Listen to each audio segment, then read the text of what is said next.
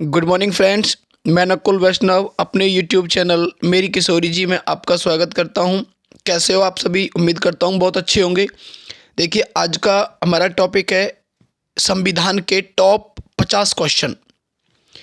बहुत ही important question का collection है। ऐसे ही संविधान के हमको 500 क्वेश्चन करने हैं, बहुत ही इम्पोर्टेंट, जो पेपर में रिपीट होते हैं।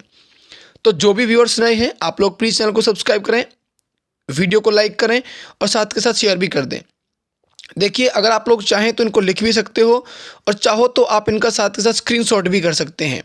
और जिनको इनकी पीडीएफ चाहिए है, वो पीडीएफ के लिए भी मेरे को कांटेक्ट कर सकते हैं। कांटेक्ट नंबर मैं आपको यहाँ लिख देता हूँ: 7404313924, 7404313924। तो चलिए अपना सेशन स्टार्ट करते हैं। सबसे पहले पहला क्वेश्चन, 14 वर्ष से कम आयु के बच्चों द्वारा जोखिम भरा कार्य प्रतिषेध किया गया है, यह किस अनुच्छेद में इसका विवरण दिया गया है? तो यह दिया गया है अनुच्छेद 24 में। उसके बाद अगला क्वेश्चन देखिए, संविधान में संशोधन करके शिक्षा का अधिकार जोड़ा गया। संविधान में संशोधन किया गया और शिक्षा का अधिकार जोड़ा गया, ये 1 अप्रैल 2010 को। बहुत ही इंपॉर्टेंट क्वेश्चन है। उसके बाद मौलिक अधिकारों को परिवर्तित कराने हेतु सर्वोच्च न्यायालय कितने प्रकार के रिट जारी करता है? 5 प्रकार के रिट जारी करता है। कोई भी सर्वोच्च न्यायालय हो या उच्च न्यायालय हो, तो 5 प्रकार के रिट जारी करता है। नेक्स्ट, संसद के संयुक्त अधिवेशन कौन बुलाता है? ये संयुक्त है। संयुक्त अधिवेशन कौन बुलाता है? तो राष्ट्रपति बुलाता है।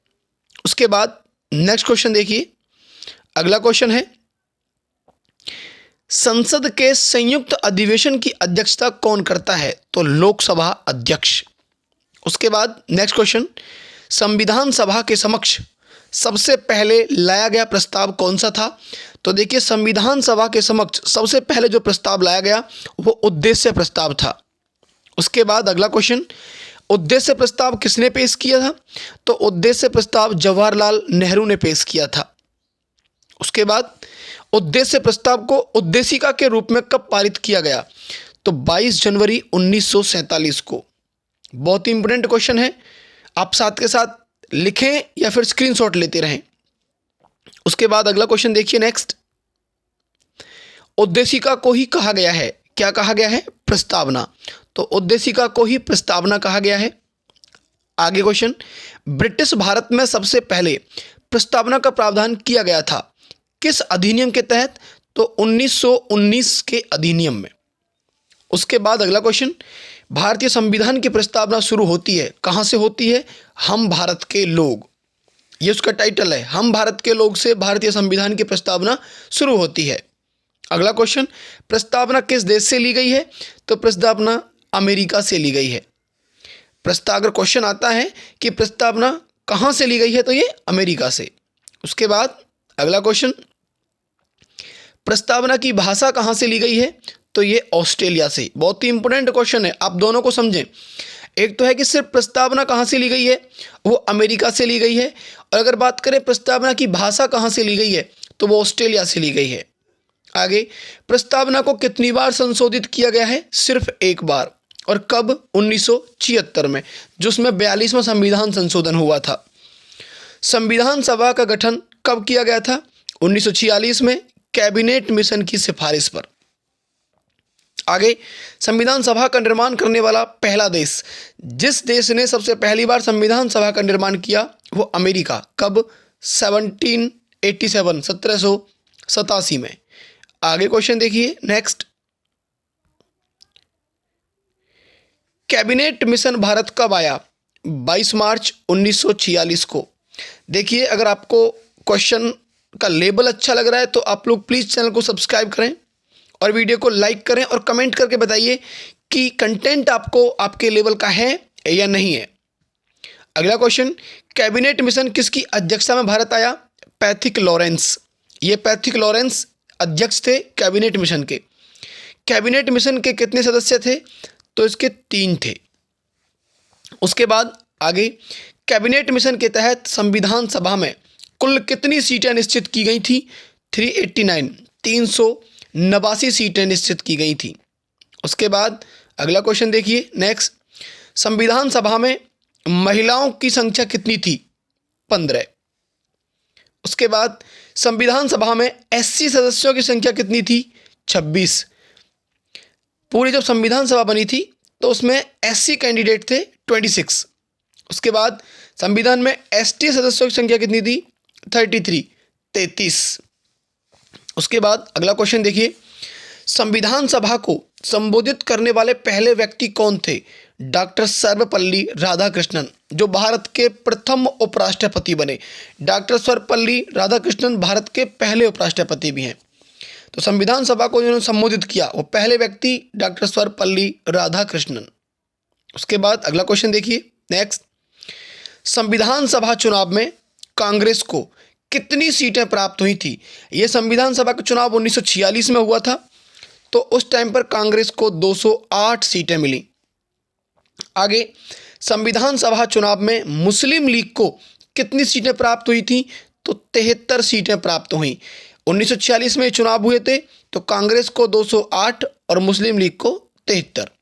आगे, संविधान सभा में किस रियासत के प्रतिनिधियों ने भाग नहीं लिया था? तो ये हैदराबाद, एकमात्र हैदराबाद ऐसी रियासत थी जिसके प्रतिनिधियों ने संविधान सभा में भाग नहीं लिया था। अगला, देश के विभाजन के बाद संविधान सभा में कितने सदस्य रह गए थे? जब देश का विभाजन हो गया तो संविधान सभा में 299। आगे क्वेश्चन देखिए नेक्स्ट, स्वतंत्रता पश्चात देश में कितनी रियासतें थी? तो 562। जब स्वतंत्रता मिली उसके बाद में देश में रियासतें हुई 562। संविधान सभा का गठन कब हुआ था? 1946 में। अंतरिम सरकार का गठन कब हुआ? 2 सितंबर 1946। मोस्ट इंपोर्टेंट क्वेश्चन आप याद रखिएगा, अंतरिम सरकार का गठन कब हुआ था? 2 सितंबर 1946 को। आगे देखिए, संविधान सभा की प्रथम बैठक कब हुई? जो पहली बैठक हुई 9 दिसंबर 1946 को दिल्ली में। आप याद रखिएगा, ये 9 दिसंबर 1946।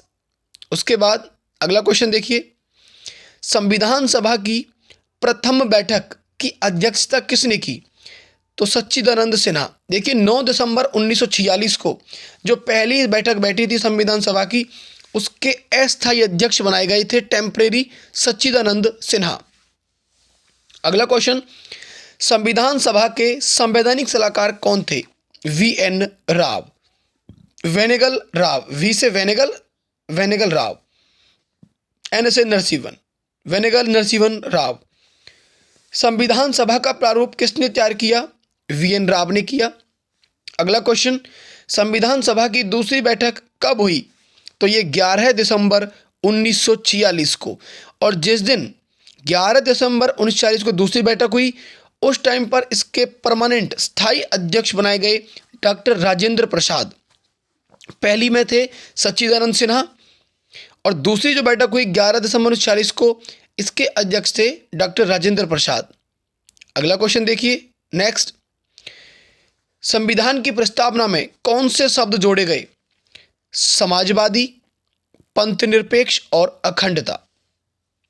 ये संविधान की प्रस्तावना में जोड़े गए शब्द हैं। उसके बाद अगला क्वेश्चन, भारतीय संविधान की आत्मा किसे कहा गया है? तो प्रस्तावना को भारतीय संविधान की आत्मा कहा गया है। अब प्रस्तावना को भारतीय संविधान की आत्मा किसने कहा है? तो वो ठाकुर दास भार्गव ने। ये इंपॉर्टेंट क्वेश्चन है, आप याद रखिएगा। अब ये जो 39 क्वेश्चन से 3 क्वेश्चन आगे हैं, ये सारे इंपॉर्टेंट, ध्यान से पढ़िएगा। 40, BR अम्बेडकर ने भारतीय संविधान की आत्मा कैसे कहा है? देखिए ठाकुरदास भार्गव ने तो प्रस्तावना को भारतीय संविधान की आत्मा कहा है। BR अम्बेडकर ने अनुच्छेद 32 को भारतीय संविधान की आत्मा कहा है। अनुच्छेद 32 क्या कहता है? संवैधानिक उपचारों के अधिकार को। अगला क्वेश्चन देखिए नेक्स्ट, पंडित जवाहरलाल नेहरू ने भारतीय संविधान की आत्मा कैसे कहा है? अनुच्छेद 19 को। जवाहरलाल नेहरू ने भारतीय संविधान की आत्मा अनुच्छेद 19 को, बी.आर. अम्बेडकर ने अनुच्छेद 32 को और ठाकुरदास भार्गव ने प्रस्तावना को भारतीय संविधान की आत्मा कहा है। संविधान को एक पवित्र दस्तावेज किसने कहा है? बी.आर. अम्बेडकर ने। उसके बाद भारत के संविधान को तैयार करने के लिए गठित समितियों की कुल संख्या कितनी थी? वो 13 थी। भारत के संविधान को तैयार करने के लिए कुछ समितियों का गठन हुआ था, तो वो टोटल थी 13। उसके बाद प्रारूप समिति का गठन कब हुआ था? 29 अगस्त 1947 को। मोस्ट इंपोर्टेंट क्वेश्चन ध्यान रखिएगा, प्रारूप समिति का गठन कब हुआ? 29 अगस्त 1947 को।